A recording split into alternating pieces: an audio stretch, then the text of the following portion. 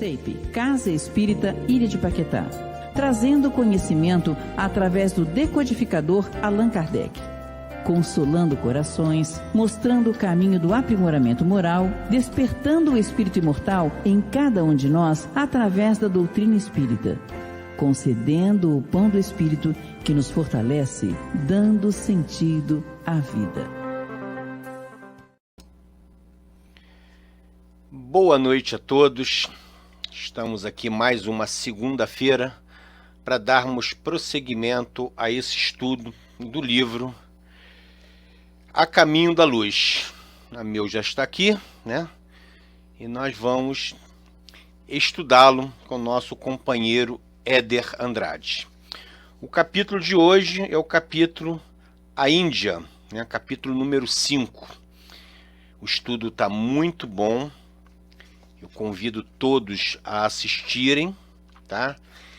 E se vocês estão gostando do nosso trabalho, dê o likezinho, né? Aperta lá a mãozinha para cima, dá o like, se inscreve no canal também para serem notificados e tem um sininho do lado direito, aciona o sininho para que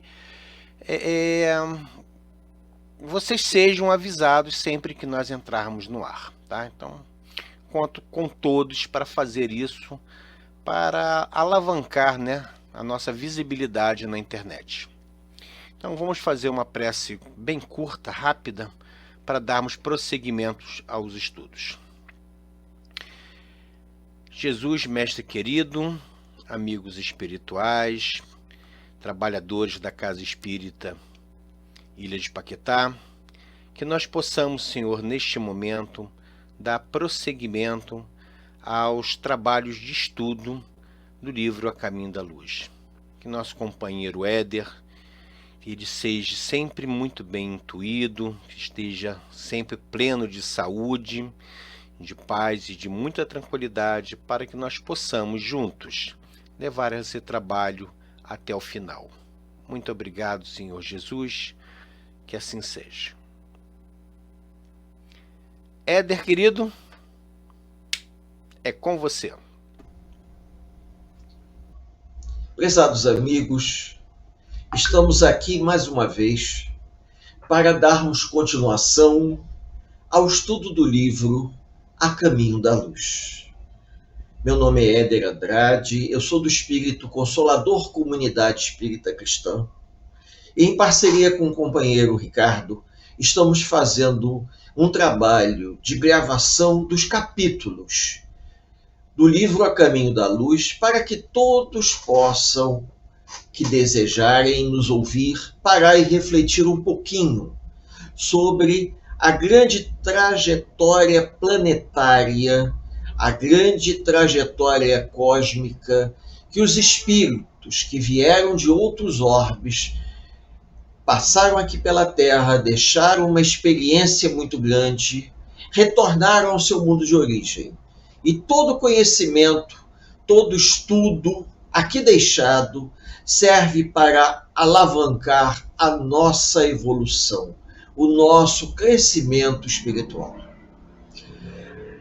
Nós começamos a falar sobre o livro A Caminho da Luz, fizemos uma introdução, fizemos um comentário sobre a introdução de Emmanuel e estamos procurando mostrar aos amigos o quanto os benfeitores espirituais interagiram com o planeta Terra de maneira a criar as condições propícias para que aqui espíritos vindos de outro orbe, num estágio mais evolutivo ou não, pudessem encontrar as condições perfeitas para o seu aprimoramento. Por que eu digo isso?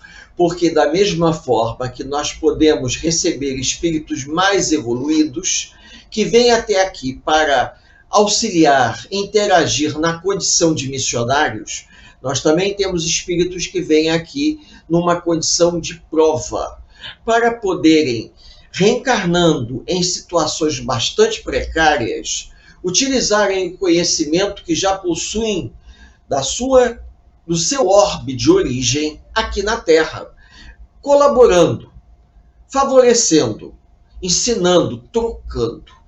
E com isso nós vimos que para alavancar a evolução do planeta Terra, já que os habitantes primitivos aqui da Terra estavam tendo uma certa dificuldade de acelerar a sua caminhada, os espíritos crísticos promoveram a vinda de exilados para cá, em particular da estrela de Capela, da constelação do Cocheiro, que vieram para cá com o objetivo de aqui permanecer em exílio, reencarnando em agrupamentos primitivos. Mas como eram espíritos bastante evoluídos, espíritos com um nível de evolução moral bastante acentuado e conhecimento científico também, eles iriam imprimir nessas comunidades primitivas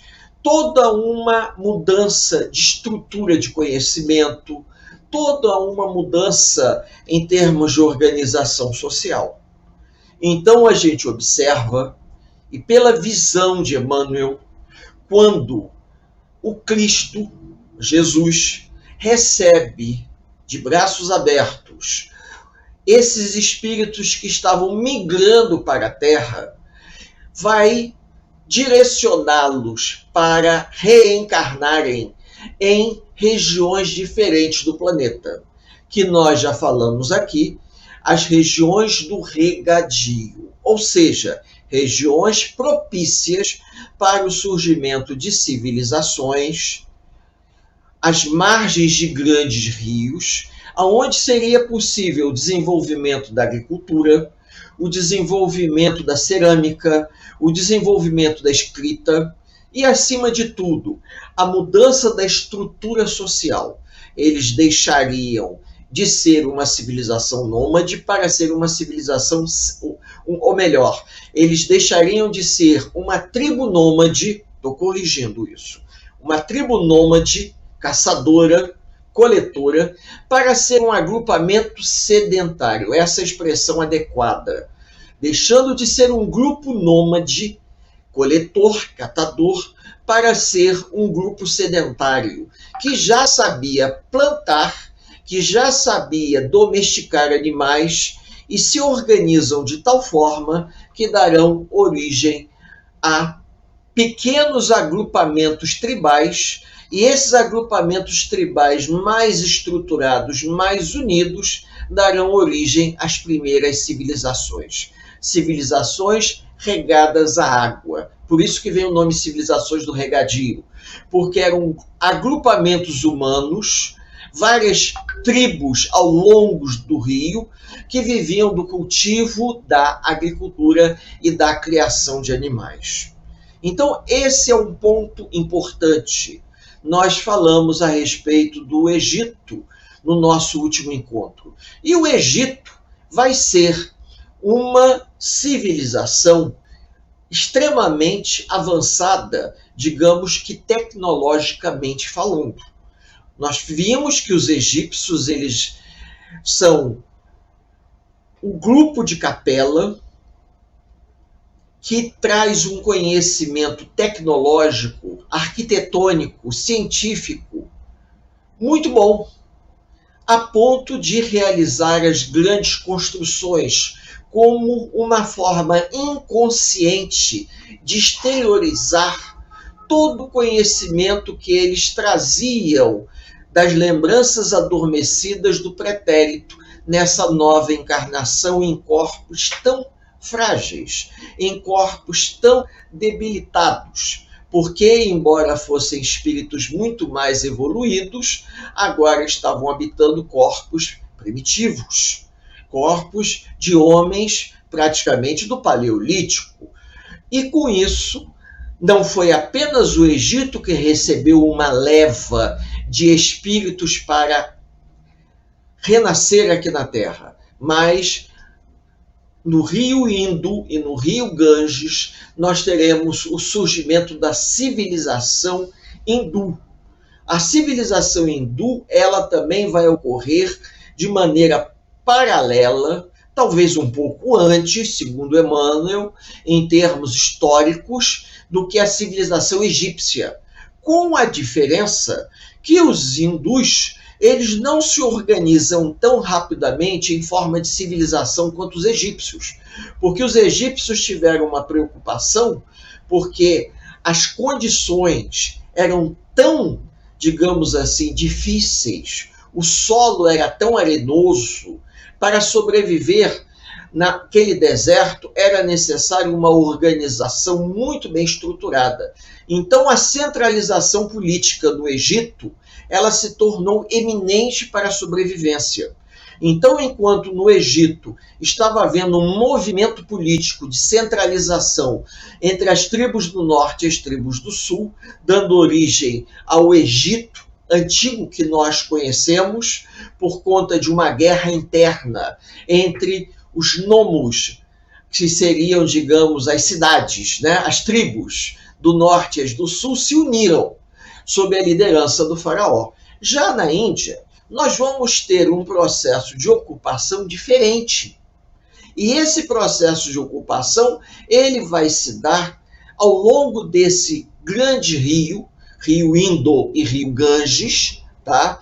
Aonde os grupos humanos, eles vão renascendo ali, porém, inicialmente, quando esses grupos humanos renascem e vão se dando conta de que reencarnaram em condições extremamente difíceis para sobreviver, porque eles partiram de um planeta, eles partiram de um orbe muito mais desenvolvido do que a Terra e vieram para cá praticamente da Idade da Pedra Polida. Então isso gera um desconforto interno tão grande no grupo daqueles exilados de capela que renascem na região entre o rio Indo e o rio Ganges, que leva até um processo migratório. Eles tentam sair dali para buscar uma outra região. Eles tentam sair daquela região através do movimento caminhando, se nós podemos dizer assim, para que eles pudessem encontrar condições melhores de vida. Até porque eles possuíam um nível de consciência muito diferente da civilização egípcia. Eles tinham uma visão espiritual completamente diferente. E dentro dessa visão espiritual, dentro dessa noção de universo, eles sentem a necessidade de sair dali. O que no caso do Egito não dava, porque o deserto era uma barreira natural. O Egito sempre foi uma estreita faixa de terra fértil ao longo do rio Nilo, medindo 300 metros de um lado, 300 de outro, e o resto era deserto. Então, apesar de existirem os deltas do rio Nilo, o acesso a essa região era um acesso muito difícil, porque devido às cheias e vazantes do rio Nilo, nos deltas haviam bancos de areia. Então os navios que porventura viessem do mar Mediterrâneo, alguns encontravam dificuldade de passar pelos deltas do rio Nilo para poderem percorrer o rio Nilo, porque haviam bancos de areia por causa de um processo de assoreamento, então eles não conseguiam passar.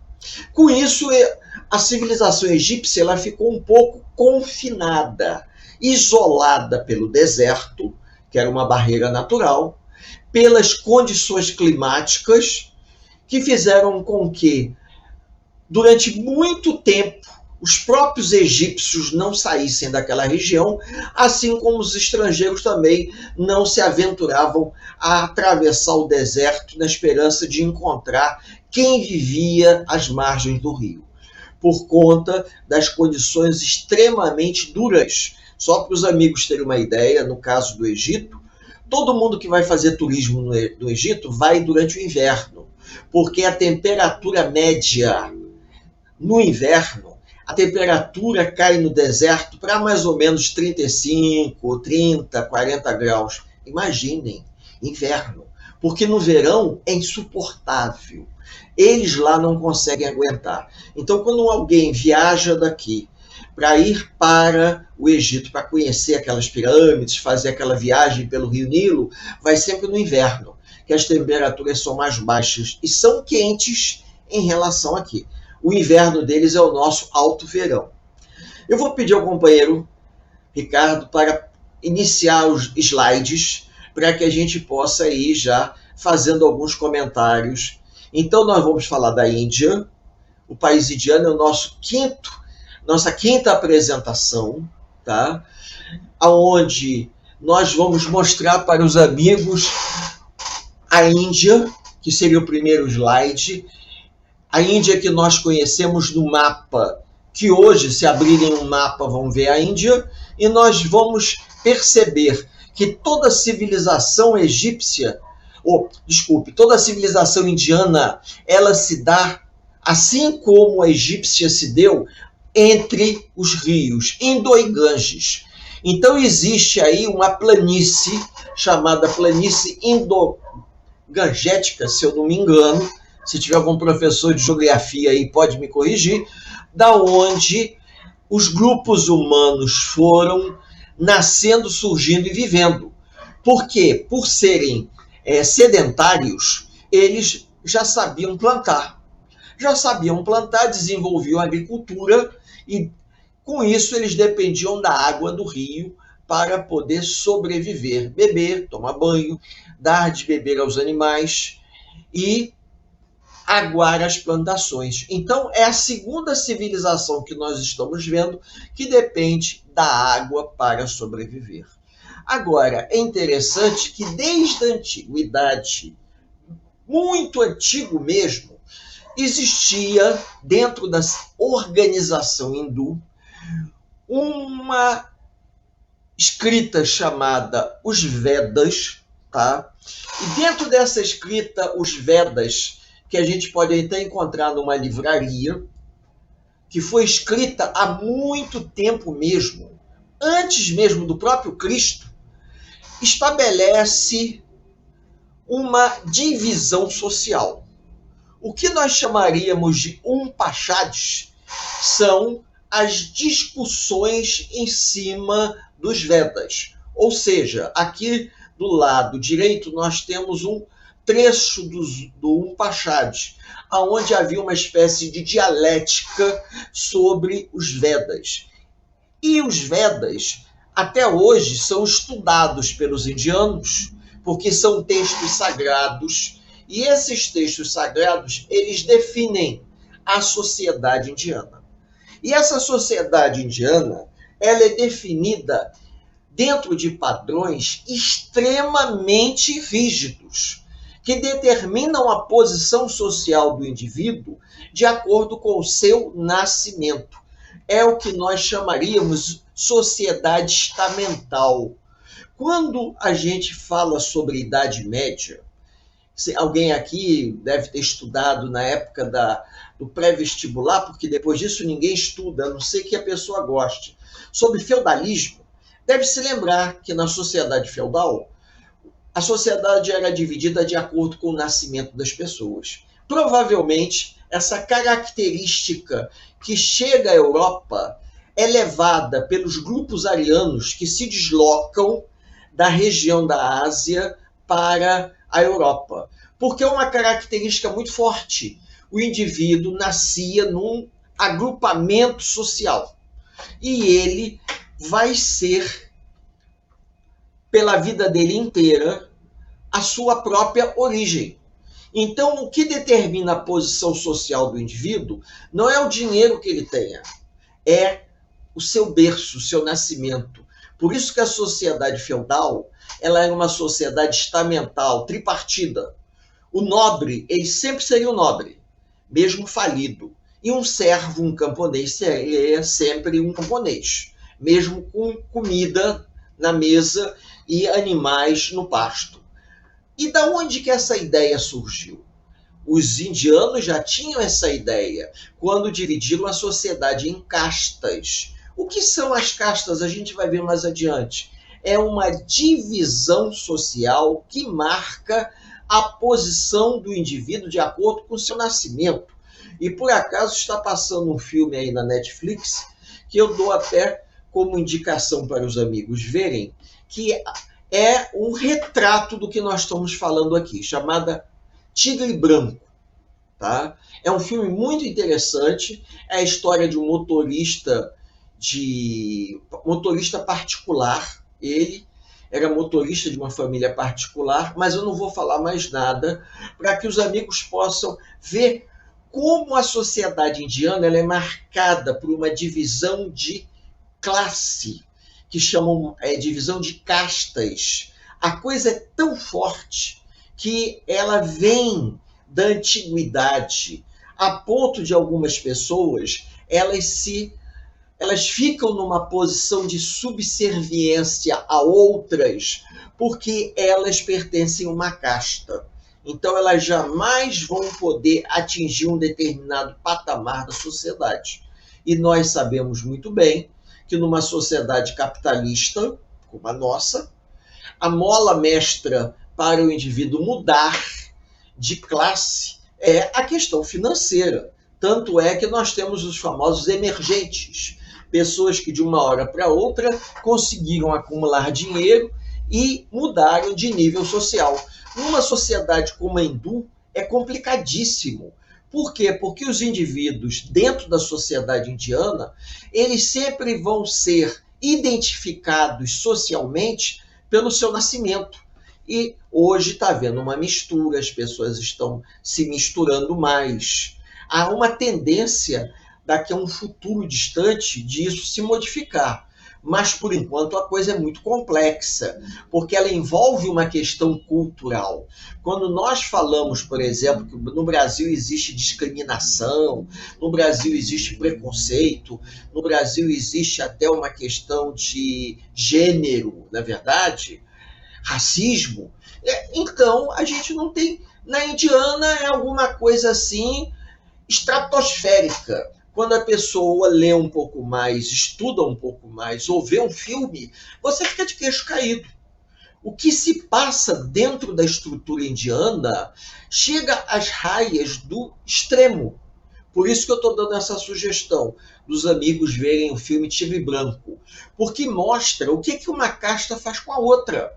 E o que é pior, às vezes, aquela casta submissa acaba aceitando. Tá? Por quê? Porque ela aprendeu que ela tem que aceitar.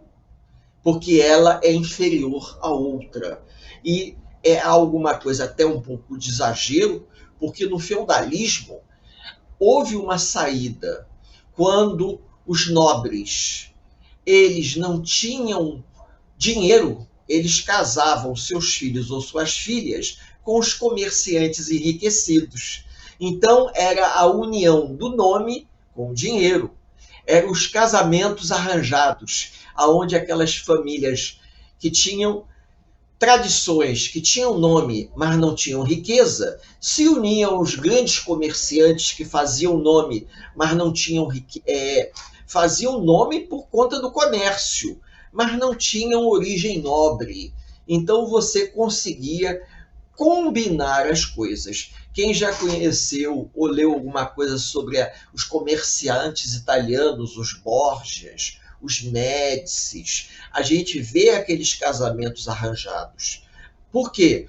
Porque as famílias tinham dinheiro, mas queriam casar seus filhos com os filhos dos nobres falidos para poder misturar o sangue. Isso na Índia é uma coisa muito delicada até hoje, porque as pessoas não aceitam. Talvez, digamos assim, de uns anos para cá estão começando a aceitar. Mesmo assim, é uma coisa que tem uma certa reticência. A pessoa olha meio de lado, entendeu? Olha meio de lado porque o indivíduo pertence a uma casta. E o curioso é que todos eles têm um traço fisionômico muito parecido, mas eles se identificam com facilidade. Fulano é da casta tal. Então não é nenhuma questão de dizer que eles trazem um traço físico muito diferente em relação aos outros. Tem a ver com a questão do dialeto, tem a ver com a questão da cultura. Muitos não se misturam, ficam separados em grupos, Então, isso tudo é um elemento que contribui para que na Índia ocorra a manutenção do sistema de castas, porque isso está tão entranhado, vejam bem,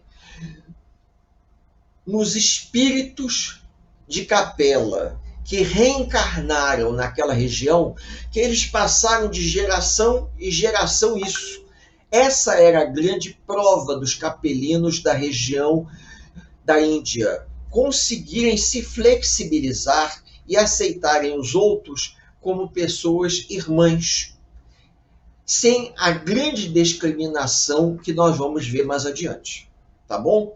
Ricardo, passa aí para a gente um outro slide. Então, os arianos puros. Quem seriam os arianos puros? Seriam aqueles que reencarnaram, tá? E que representariam, digamos assim, o top, se eu posso falar essa expressão, da sociedade. Então nós temos rostos famosos. Esse primeiro rosto que tem aqui, que estampou aquela revista National Geographic dessa mocinha, que hoje ela deve ter uns 45 anos, a gente vê como é a pele, os olhos. É diferente, você não vê aí traços grosseiros, porque à medida que os espíritos iam reencarnando, eles iam imprimindo naqueles grupos nativos da região as suas características genéticas que traziam no perispírito. Então, houve uma remodelagem, se eu posso dizer assim, dos perispíritos dos grupos dos arianos, ou melhor, dos capelinos, que lideravam aquelas levas de processo de migração. Agora, a gente não pode esquecer o seguinte, né? Que todos eles eram proscritos de capela. Apesar de esses aí se acharem, digamos, melhores do que os outros, mais bonitos, vamos usar uma expressão assim, ou até mais inteligentes, todos estavam no mesmo barco. Todos eles eram exilados, eram proscritos, foram banidos. Porém, quando eles encarnam, ao passar de algumas gerações, aonde aqueles traços fisionômicos rudes dos habitantes da região do Indo e Ganges vão sendo modificados pela influência do perispírito dos capelinos, pois eles eram espíritos mais evoluídos em relação aos habitantes do Vale do Indo e do Ganges, vai havendo uma alteração nos traços fisionômicos. E esses arianos começam a se dar conta, tá, que eles desejavam uma coisa melhor do que aquela vida miserável que eles estavam tendo ali. Aí muitos podem perguntar, e da onde que eles tiraram isso? Era uma coisa instintiva, que eles traziam no seu inconsciente. Da mesma maneira, falando de uma maneira assim romântica, que os salmões sobem o rio da onde nasceram para desovar, ou as tartarugas voltam às praias aonde seus ovos, onde o ovo que deu origem a ela chocou para que ela pudesse colocar novos ovos, né?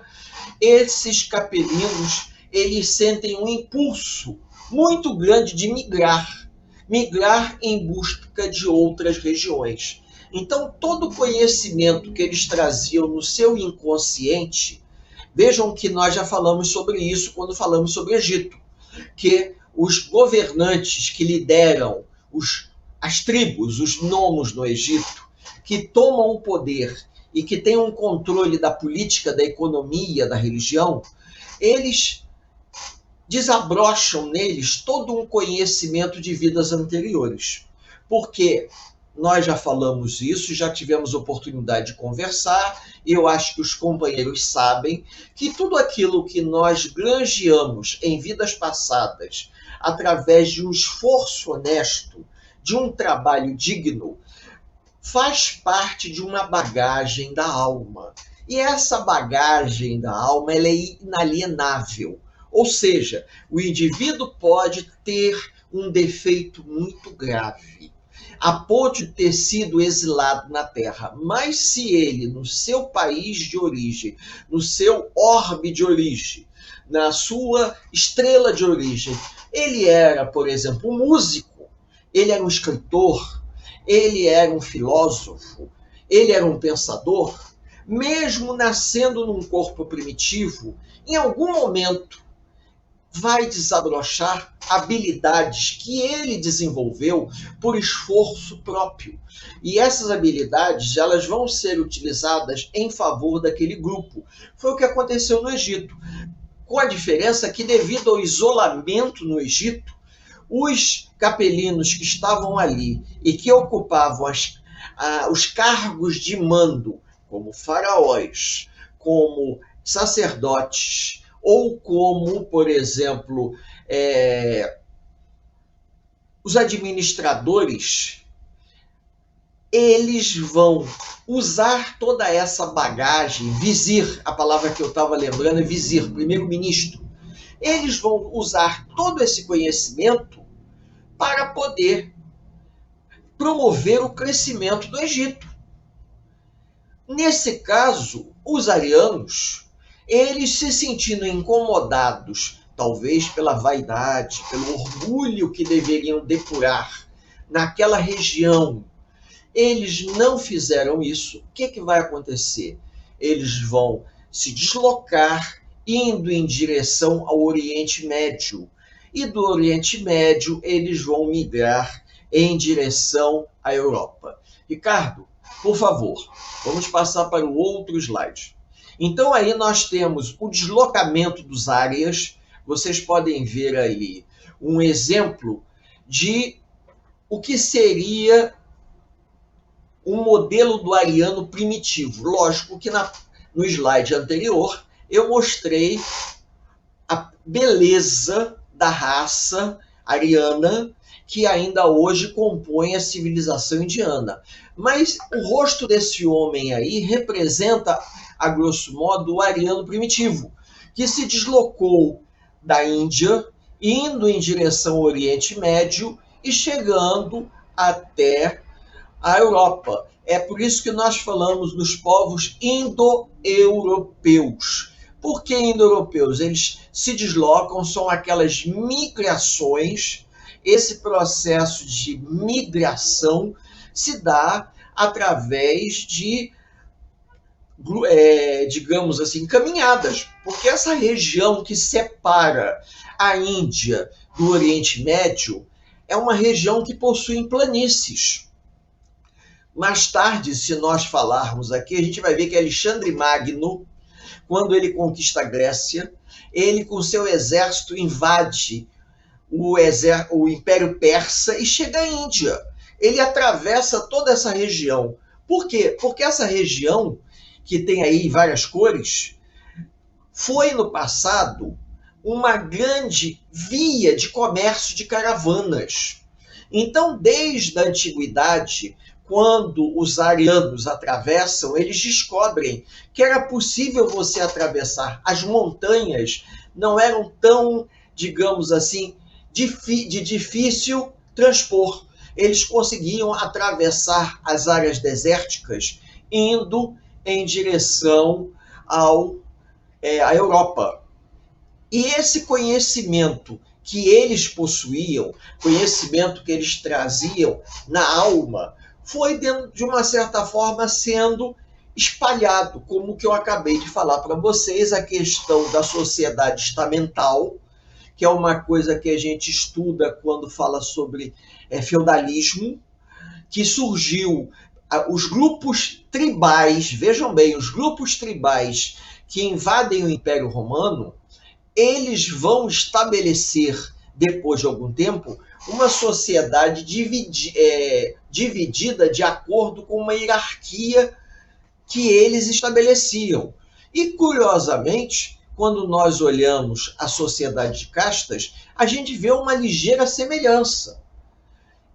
Mas como é que o povo da Europa conseguiu entrar em contato com a Índia? Porque os arianos migraram para a Europa. a ideia, a essência da ideia em você dividir uma sociedade de acordo com o nascimento do indivíduo é extremamente, digamos, oportuna para aqueles que querem alijar um grupo do poder.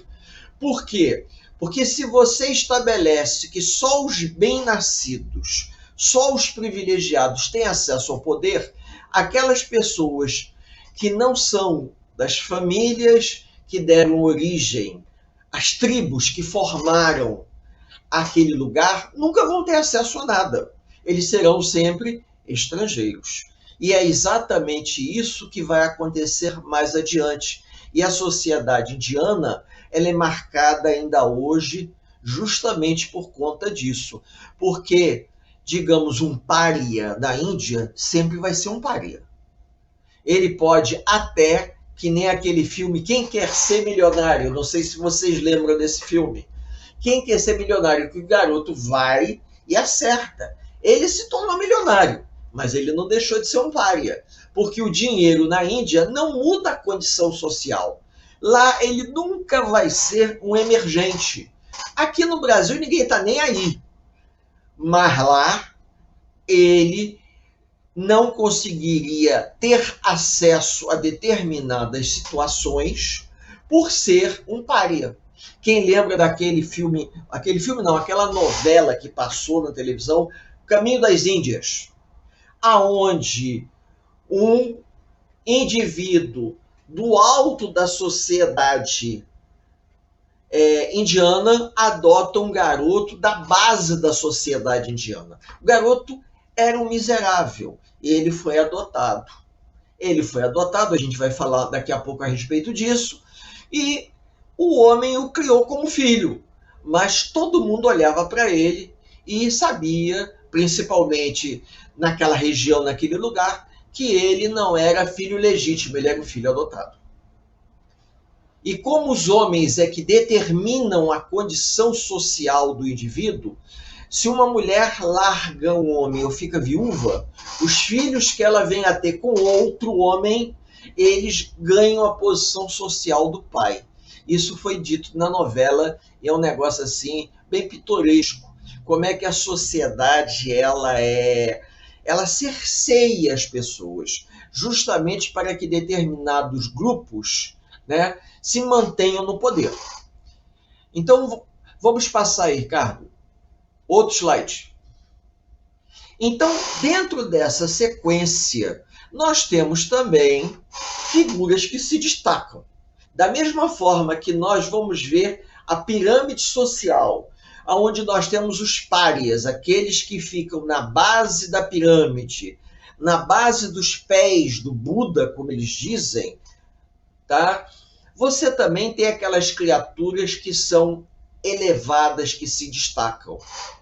E entre aqueles que se destacam, eu preferi escolher esse, Gandhi, tá? Gandhi é uma figura que se destaca espiritualmente falando, porque a palavra Mahatma quer dizer grande alma. Então, Gandhi, ele foi um advogado, ele viveu fora da Índia durante um tempo. Quem não viu aquele filme Gandhi?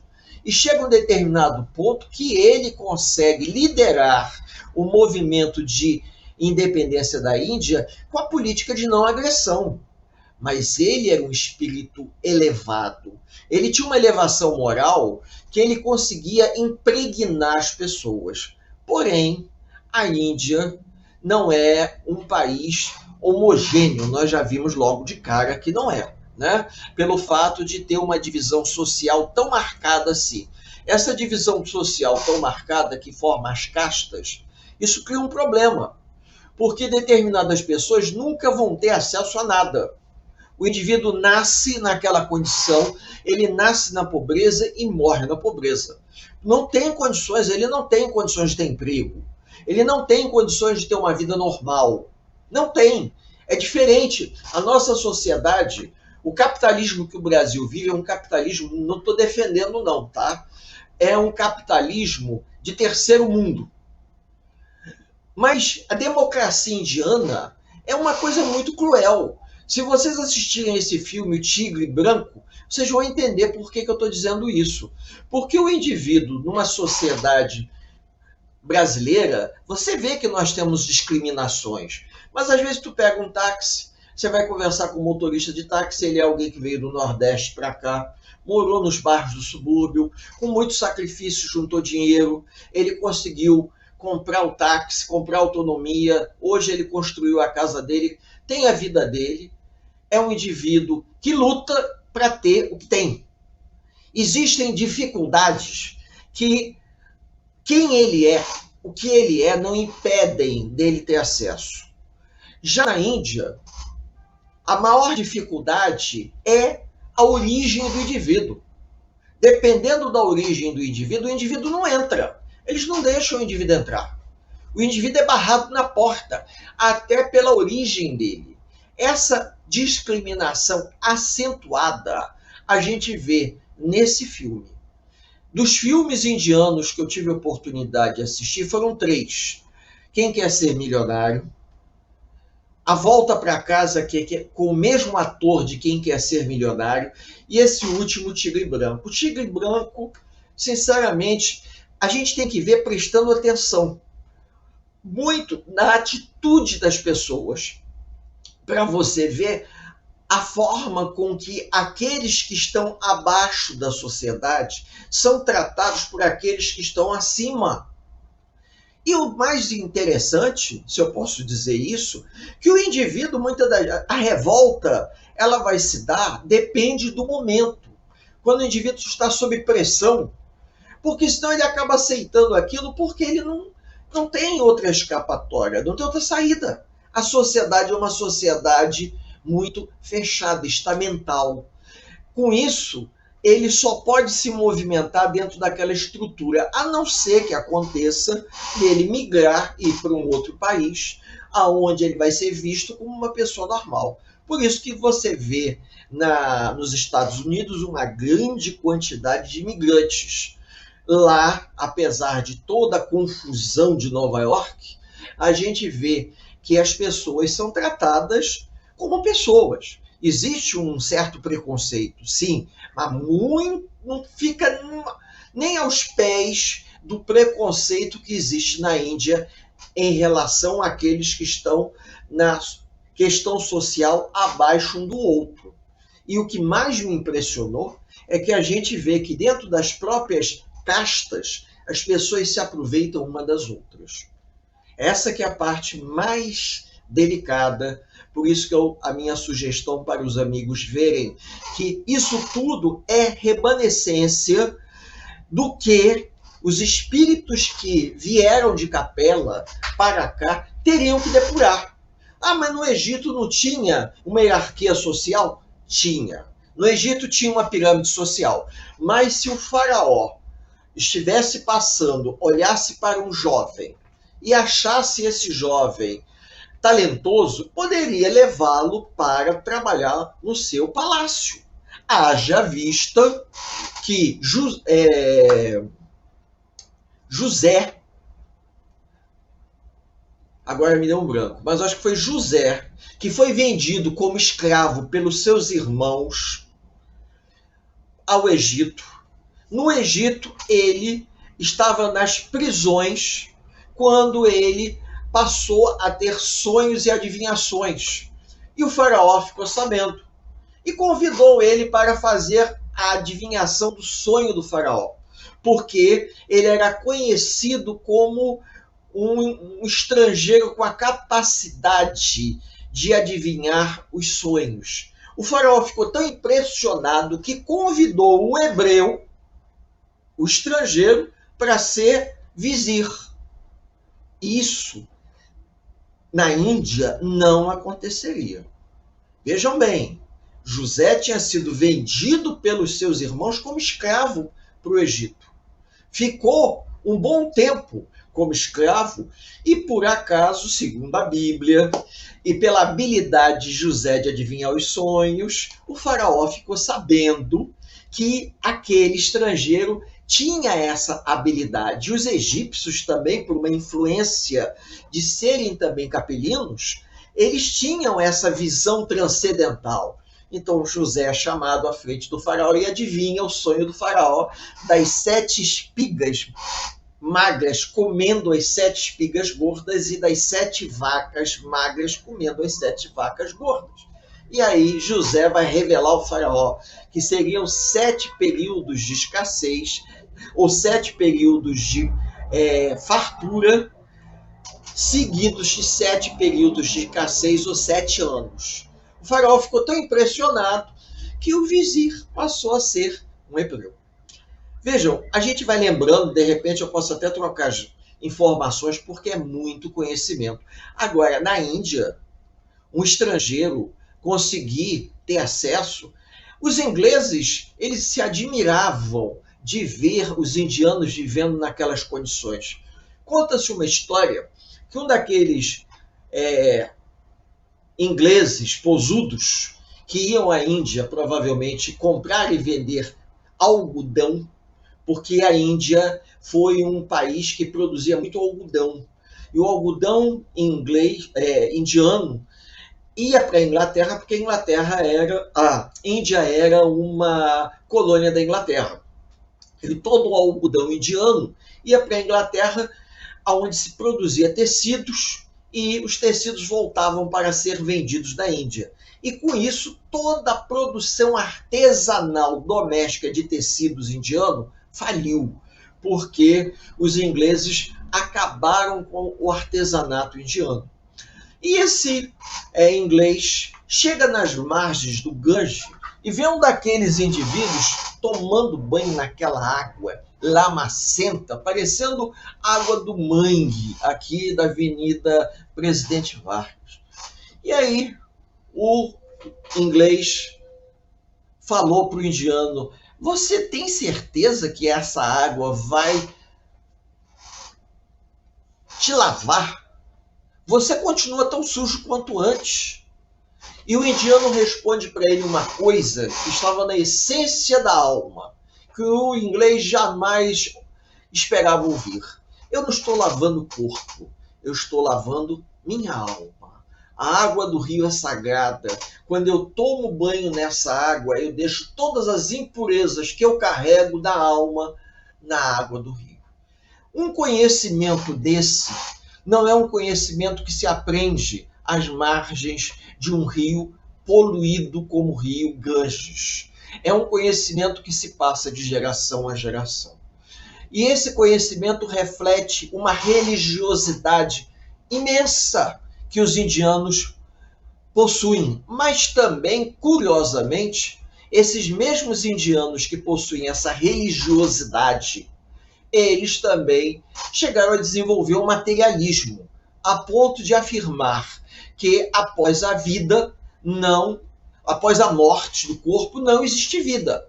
Tanto é que eles fazem questão de queimar os corpos. Eles queimam os corpos, porque uma vez que o indivíduo morreu, não fica nada.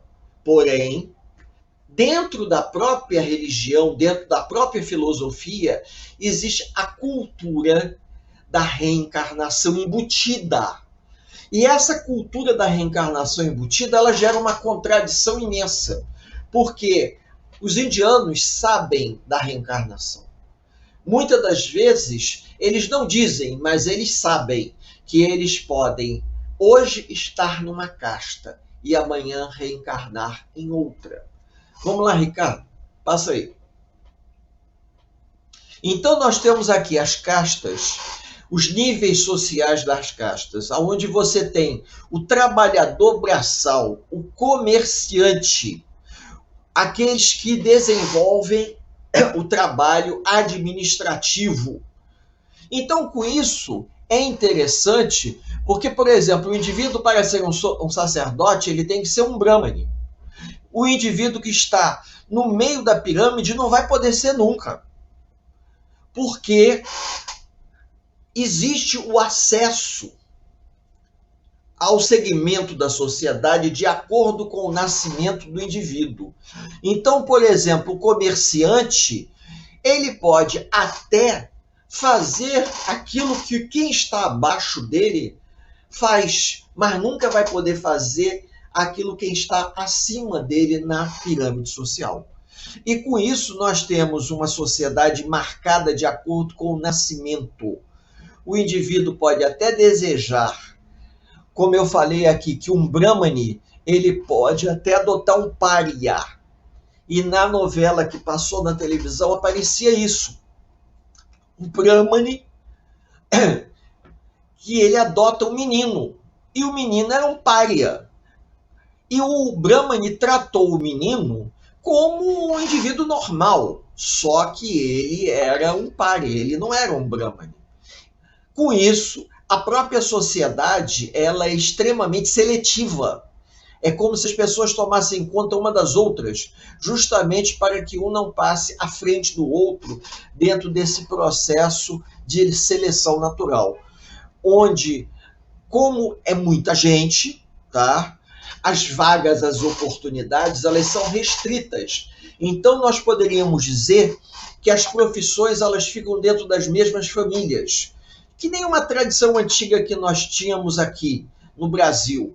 Por exemplo, no interior, a gente via, o pai era sapateiro, os filhos acabavam sendo sapateiro. O pai era um ferreiro, os filhos continuavam sendo ferreiro. O pai era um alfaiate, ensinava o ofício aos filhos. De uns 40, 50 anos para cá, isso mudou. Mas a gente ainda vê isso. Hoje, por exemplo, numa cidade como Rio de Janeiro, São Paulo, o pai é médico, é dentista. E às vezes o pai faz tudo para que o filho herde a profissão, para ele poder herdar todos o consultório, as ferramentas, os instrumentos. E assim vai muitos. A gente tem muitas famílias aí que passam de geração em geração como advogado, como médicos, militares. Por quê? Porque existe uma tradição familiar. Com a diferença que essa tradição familiar ela pode ser quebrada a qualquer momento. Não existe um condicionamento. Nesse caso das castas, sim. Se o indivíduo ele era da classe dos comerciantes, ele, desde cedo, ele aprendia que ele tinha que ser comerciante. Não importa de quê, mas tinha que ser comerciante. Então, ele nunca poderia ser um administrador, porque ele havia nascido naquela casta. E o indivíduo, a gente pode ver isso no filme do Tigre Branco, em alguns momentos ele aceita passivamente aquilo, porque ele foi, digamos assim, doutrinado pela família. Essa que é a parte incrível. Ele é doutrinado pela família a uma subserviência à própria família dentro da casta.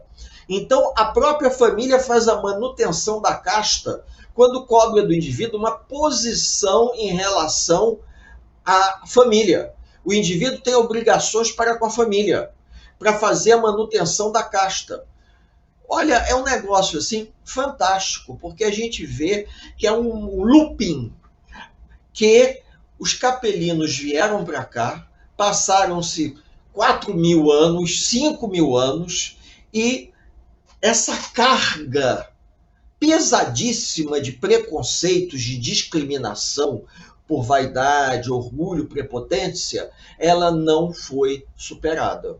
A gente ainda vê isso nos filmes, a gente vê a desigualdade socioeconômica da Índia, que é um negócio impressionante, impressionante mesmo. Eu não estou exagerando, tá? E que o próprio Emmanuel fala que da mesma forma que você tem uma criatura como um Gandhi, como nós vimos há pouco, que ele tinha um espírito tão elevado que a presença dele contagiava, nós temos uma sociedade piramidal de castas, onde as pessoas elas tiram proveito uma das outras, dentro de uma estrutura social. E as pessoas se sentem bem em servir. São servos, foram criados para servir. Para vocês terem uma ideia da elevação moral de Gandhi, vou contar uma historinha rápida. Uma vez um pai levou um menino para conversar com Gandhi, porque o menino, famílias muito pobres, estava comendo muito sal. E para vocês terem uma ideia, as condições de vida de boa parte da população são péssimas. Alguns fazem sal para comercializar, como fervendo a água do mar. Eles fervem a água do mar, retiram o sal e vendem o sal, de forma bem primitiva mesmo. E esse menino comia o sal, e o Gandhi falou para ele: meu filho, você não pode fazer isso porque você vai morrer. Você vai ter problema de rins. O Gandhi era um homem inteligente, além de ser um espírito muito elevado. Aí o Gandhi virou para o pai do menino e falou assim: se ele não parar de comer sal e ainda estiver vivo, me traga ele daqui a uns 3 meses. Aí o pai disse: sim, tá bom. Passados uns 3, 4 meses, aparece o pai com um garoto. Aí o Gandhi viu e perguntou: ele parou de comer sal? O homem falou: não, continua. Aí o Gandhi sentou o garoto no colo, abraçou o garoto: meu filho, não faça isso, você vai morrer, você não pode fazer isso, você não pode comer sal puro, você vai morrer, e eu vou ficar muito triste, não coma sal. Aí se despediu dele e falou a ele: se for possível, um dia me dê notícias. Passou o tempo, o Gandhi até esqueceu. Quando um dia o pai apareceu lá e disse para ele assim: eu vim agradecer o senhor. Ele falou: como é que o menino está? Ele parou de comer sal. O que o senhor fez para que o menino parasse de comer sal? Quando você esteve aqui na primeira vez e eu percebi que ele não iria parar de comer sal, eu entrei num jejum e eu parei de comer sal. Então, quando eu pedi a ele que ele parasse de comer sal na segunda vez que você veio, eu já estava sem comer sal há uns 3 ou 4 meses.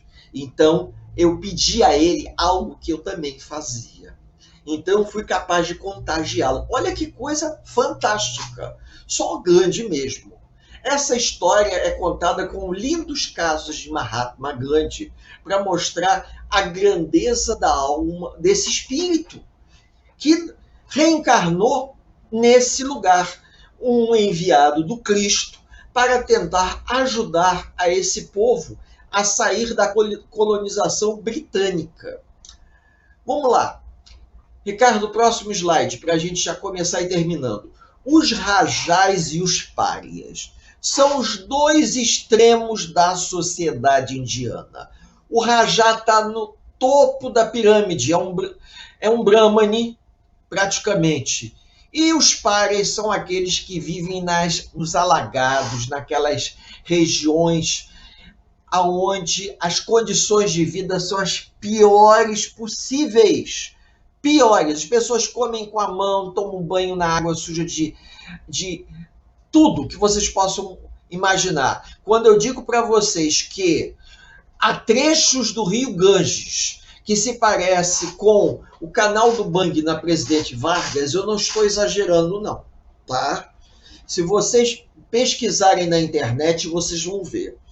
Então, o indivíduo vive num luxo, numa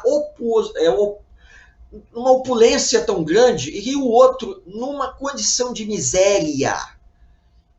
E, na essência, eles sabem, o rajá sabe, que do alto do seu elefante ornamentado de pedras preciosas, porque andar de elefante na Índia é chique, né? Só para vocês terem uma ideia, um dia ele pode reencarnar como um pária. Na essência ele sabe, mas ele não dá o braço a torcer, tá? Ele não dá o braço a torcer. Então quer dizer que eles sabem da reencarnação. Eles sabem que se eles não agirem em prol do bem comum, eles poderão amanhã amargar nesses mangues como um pária, assim como ele viu quando passava com o elefante, quando ele vivia no luxo, na opulência, e uma boa parte da população vivia numa miséria tremenda, tremenda. Vejam, eu estou fazendo esse comentário porque é exatamente o que Emmanuel fala aqui. tá? E a gente vê isso nos filmes, a gente vê esses filmes de uma geração para cá estão desmistificando, estão revelando a Índia que nós não conhecíamos, a miséria moral que existe na Índia, a quantidade de gente, as pessoas tirando proveito uma das outras das formas mais possíveis e imagináveis. Coisas que a gente nunca imaginou. A gente sabe que pode existir, mas você nunca imaginou que fosse do jeito que é. Por isso que eu sugeri que vejam esse filme do Tigre Branco, porque ele vai mostrar um lado oculto que a gente até sabe que existe. Por exemplo, o Nordeste brasileiro não fica muito atrás, mas acontece que há situações de miséria moral que vão além da miséria social. Além. A gente se surpreende. A gente surpreende. Não que a gente não tenha aqui pessoas no Brasil que tenham carrões importados, que vivam em mansões de luxo, em condomínios milionários.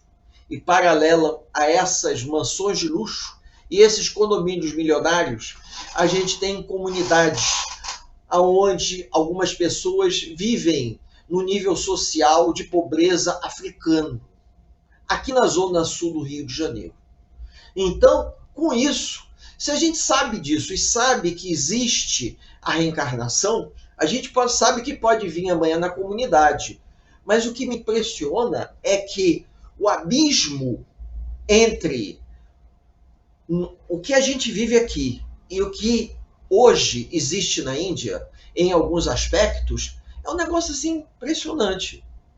Eu posso até estar dando uma dose de exagero e vocês têm todo o direito de criticar no momento que fizerem as perguntas. Mas pesquisem, entrem na internet, verifiquem. Hoje em dia, com a facilidade da internet, a gente viaja pelo mundo sem sair de casa. Verifiquem.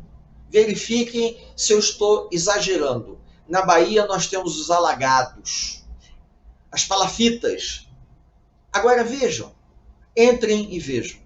Eu acho que às vezes o pessoal mete o malho, mas quando a gente conhece um pouco mais, a miséria ela impera no mundo como uma necessidade de reparação social. Os espíritos que hoje vêm na condição miserável, como pária, amanhã eles podem vir na condição de uma condição melhorada. Me parece que se esse não é o último slide, tem mais um, só para terminar, que é o slide mostrando isso, é o último, em face de Jesus. Para que a gente possa terminar, tá? Nós já estamos no nosso horário. A Índia apresenta contrastes que chegam a beirar a curiosidade quando a gente tem um Mahatma, um espírito que tem uma alma fantástica e ao mesmo tempo você tem coisas como um faquir, um homem que quase não come e dorme numa cama de pregos porque consegue ter um controle sobre a dor. E tem os yogis, aqueles homens que ficam em meditação. E alguns chegam a dizer que existem yogis que conseguem ter um controle mental tão grande que conseguem se elevar. Se elevam alguns centímetros em relação ao solo. Gente, a cultura indiana, ela influenciou a cultura ocidental muito mais do que a gente imagina, até mais do que a cultura egípcia, porque com o retorno dos exilados de Capela do Egito, todo aquele conhecimento que era utilizado pelos egípcios para fazer a mumificação dos mortos, para a construção das grandes pirâmides, se perdeu. E com aquela escrita e hieróglifos, é difícil você traduzir ao pé da letra e saber ao certo as informações, porque as informações mais importantes, o conhecimento mais, digamos assim, transcendental, eles não colocavam no papiro. Aquilo era transferido de pai para filho oralmente. E no caso da Índia, como ocorreu a migração dos áreas da Índia para o Oriente Médio, chegando inclusive à Europa, nós vamos ter uma forte influência ariana no Oriente Médio, na região da Palestina, vamos ter uma forte influência ariana também na Europa. Então, a combinação de todas essas influências acabou ajudando na formação da nossa cultura atual. Ou seja, eu costumo dizer para os alunos na escola que o conhecimento que nós temos hoje é uma grande coxa de retalho, que a gente vai juntando os pedacinhos e vai formando aquele tipo um fuxico, né? Onde você vai juntando aqueles pedacinhos de tecidos diferentes e você forma aquela grande coxa, que são pedacinhos oriundos de lugares completamente diferentes. Bom, para que a gente possa finalizar, o nosso objetivo agora é fazer o nosso fechamento e uma breve prece. O que Emmanuel nos passa com o estudo da Índia? A civilização indiana, que se formou com base nos exilados de Capela que foram direcionados àquela área, acabou fracassando em parte, porque uma das missões era diminuir a discriminação social. Porém, o conhecimento religioso, o conhecimento filosófico, eles se expandiram pelo mundo de uma forma fantástica, chegando ao Ocidente, através das migrações entre a Índia e a Europa, nos grupos que nós chamamos indo-europeus. Ninguém é perfeito, não é verdade?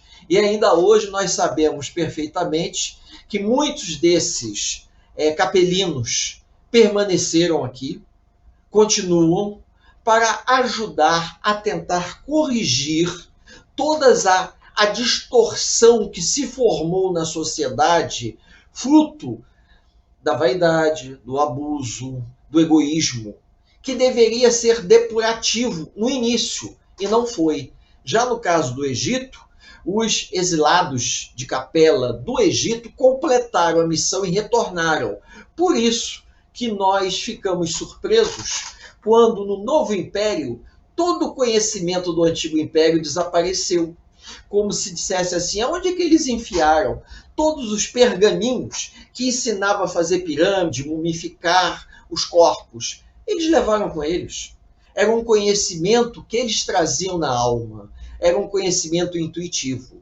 Já no caso da Índia, esse conhecimento se espalhou. Cada casta possui a sua dose de conhecimento, porém, os anos que se passaram acabaram impregnando a própria sociedade indiana de um materialismo muito grande. É uma contradição. Eles, ao mesmo tempo que carregam uma carga de materialismo, eles, na sua essência, acreditam na reencarnação. Eu acho que se parece um pouco com a gente, né?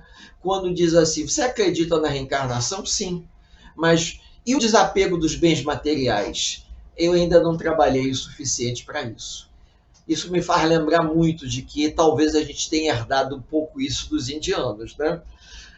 Não exercitamos o desprendimento dos bens como nós gostaríamos.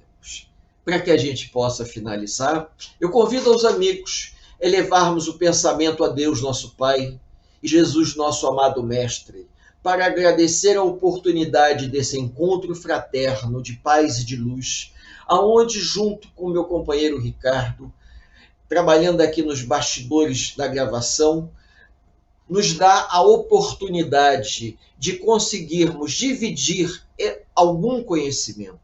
Não somos os donos da verdade, não estamos aqui para ensinar ninguém. Estamos para dividir um conhecimento, abrindo oportunidade para que as pessoas perguntem. Porque no momento em que nós estudamos, aprendemos. No momento em que nós interagimos, vamos nos modificando. tentando nos tornar pessoas melhores. Que a paz do Cristo permaneça com todos os amigos que nos ouvem nos dois planos da vida, por hoje, agora e por todo sempre. Que Jesus abençoe a todos nós. Bem, concluímos, né? Nosso companheiro Éder já fez a prece de encerramento. A única coisa que eu volto a pedir, se estão gostando, inscrevam-se no nosso canal, dê o seu like, acione o sininho. Isso é muito importante para a gente, tá ok? Segunda-feira, daqui a 15 dias, nós retornamos com o capítulo 6. Capítulo 6, ok? Fiquem todos com Deus, que tenham todos uma excelente noite de descanso. A Casa Espírita Ilha de Paquetá, CEIP, agradece a presença de todos. Deseja que tenhamos uma excelente noite de sono reparador, com descanso do corpo físico. E que nosso espírito possa emancipar-se em missão de trabalho no bem ou em estudos em esferas espirituais mais elevadas. Se você gosta do nosso trabalho, inscreva-se no canal, dê seu like e compartilhe com amigos para que mais e mais pessoas possam ter acesso à nossa doutrina consoladora.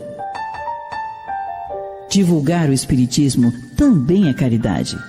Fique com Deus e que a paz de Jesus vos guie.